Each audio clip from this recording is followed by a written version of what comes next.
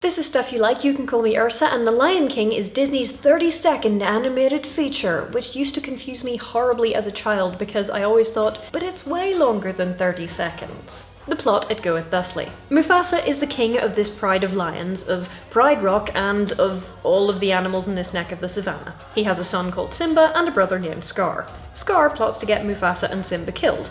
He manages the former in one of those heartbreak moments that people who watched Bambi when they're little always compare to when Bambi's mother got shot.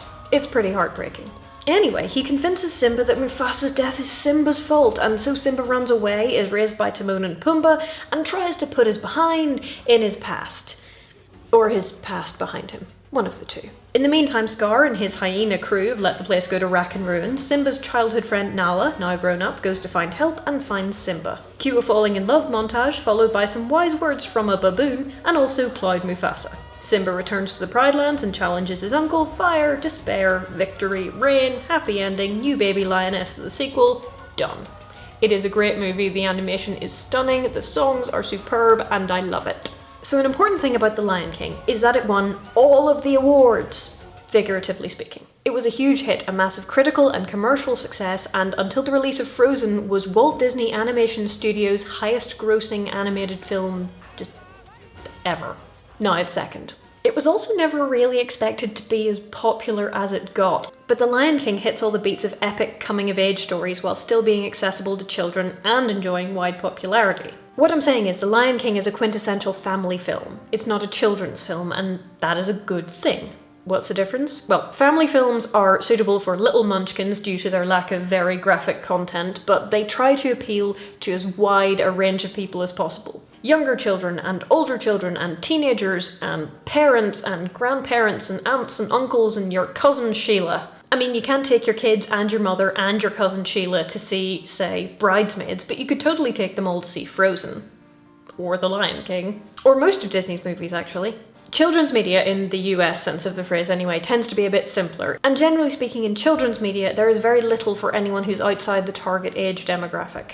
I mean, my mother gave away my Beauty and the Beast VHS. Still not over it. Because I was watching it so much, but at least Beauty and the Beast you can enjoy as an adult.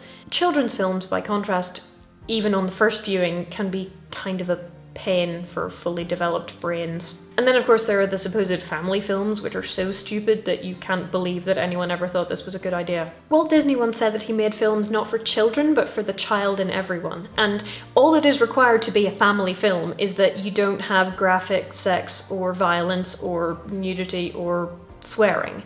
And within those constraints, you can do a lot of different things, especially if your chosen medium is animation. Side note, animation?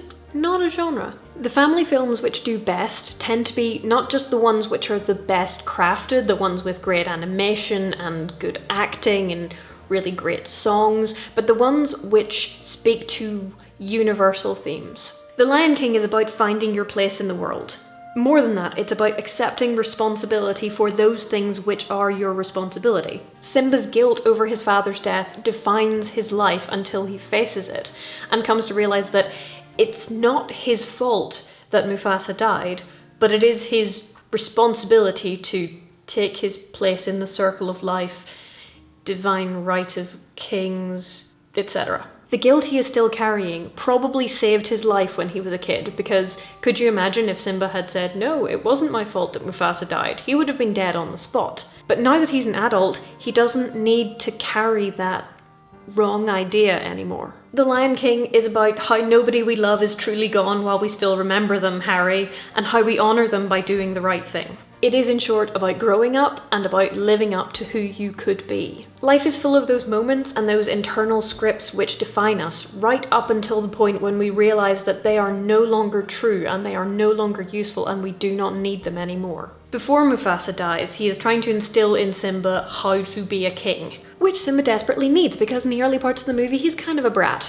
And then he grows up and becomes an adult under the tutelage of Timon and Pumbaa, who, you know, slack off and have fun all day and don't do much aside from eat bugs. But growing up and taking his place in the great circle of life is what The Lion King is all about, is the culmination of Simba's journey, and taking responsibility for things which are your responsibility, as I said in my Harry Potter and the Deathly Hallows review, is what adulthood is all about. And that's a message which resonates whether you're 3 or 103. And that's why family films are so popular. They aren't just for kids, they speak to everyone. And they have catchy songs too. Thanks for watching this episode of Stuff You Like. If you enjoy the show and you would like to support it on Patreon, you can do so by clicking here.